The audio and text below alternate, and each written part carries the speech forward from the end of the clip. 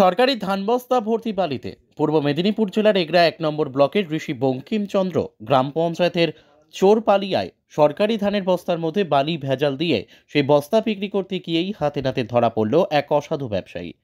গতরাত্রে মা লক্ষ্মী ধান গোলার মালিক সুখদেব জানা ও তার সহযোগী পূর্ণ নন্দ 51টি বস্তায় প্রায় 10 থেকে 15 কিলোগ্রাম করে বালির ভেজাল মিশিয়ে সেই ধান সরকার অনুমোদিত মিলের কাছে বিক্রি করতে গিয়ে হাতে নাতে ধরা পড়ে যায়। বিষয়টা হচ্ছে যে পশ্চিমবঙ্গ সরকার সিপিসির মাধ্যমে ন্যায্য মূল্যে ধান কিনছেন এবং ধান নেওয়ার কতগুলো মাপকাঠিও আমাদের খাদ্য দপ্তর রেডি করে দিয়েছে। তো সেই অনুযায়ী যারা পার্চেজ অফিসার আছে তারা ধানগুলো পরীক্ষা করে মানে একদম পুরো তার নিয়ম মেনে ধান তারা তুলছেন। সেখানে যদি কোনো চাষি, প্রথম কথা কোনো ব্যবসায়ী সেখানে ধান বিক্রি করার কথা নয়, যে বন্ডগুলো দেওয়া হয়, যে পারমিশনগুলো দেওয়া হয়, সেই পারমিশনগুলো কেবলমাত্র চাষিদেরকে দেওয়া হয়। চাষিরা তারা ডেট ফিক্স আপ করে অনলাইনে বুকিং করে ধানটা দিতে পারেন এবং সেই ধানটা নির্দিষ্ট রাইস মিলে চলে যায় প্রসেস হওয়ার জন্য।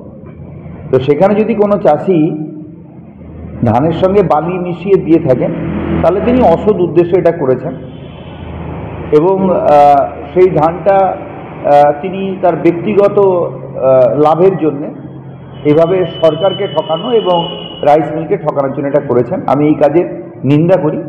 তবে নিশ্চিতভাবে যারা পার্চেজ অফিসার আছেন তারা পরীক্ষা করে নেবেন যাতে করে সরকার যে ন্যায্য দামে ধান কিনছে যেন ন্যায্য পরিমাণ পায়, ন্যায্য পরিমাণে ধানটা পায় এবং রাইস মিলগুলো যাতে ন্যায্য পরিমাণে ধান পেয়ে তারা প্রসেস করে যে পরিমাণ চাল পার কুইন্টালে দেওয়ার কথা সেই পরিমাণ চাল যেন সরকারকে দিতে পারে।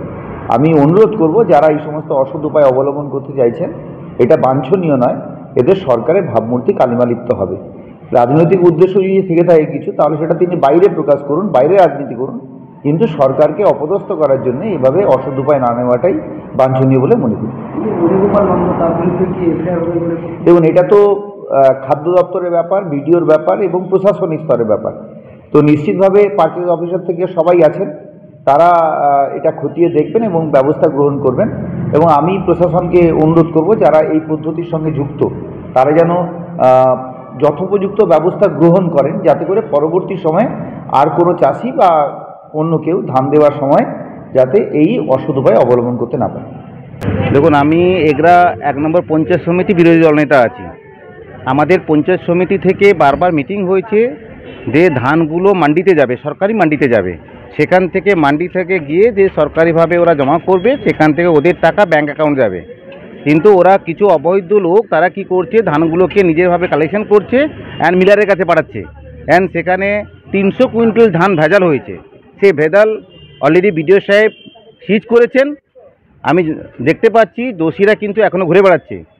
ওরা এখনও পর্যন্ত কোনো আইনি পদক্ষেপ হয়নি। তাই বলবো দোষীরা দিন তাড়াতাড়ি দোষীরাব্যস্ত হয় তার ব্যবস্থা করা। মুখ্যমন্ত্রী বলছে তো এক্ষেত্রে কোনো যাতে দালাল চক্র না থাকে কিংবা সরকারি ধান যাতে চাষিরা ন্যায্য মূল্যে পান। তো সেক্ষেত্রে দেখা যাচ্ছে এগরা 1 ব্লকের কিন্তু আরবিসি গ্রাম পঞ্চায়েতের চোরপালিয়ায় যে ঘটনাটা ঘটেছে অর্থাৎ ধানে কিন্তু দেখা যাচ্ছে বালি। কিন্তু আপনারা জানেন এই বিধানসভায়, এগরা বিধানসভায় অঞ্চলে ফার্স্ট টাইম হলো যে এগরা 1 নম্বর পঞ্চায়েত সমিতি আরবিসি অঞ্চলের হয়েছে।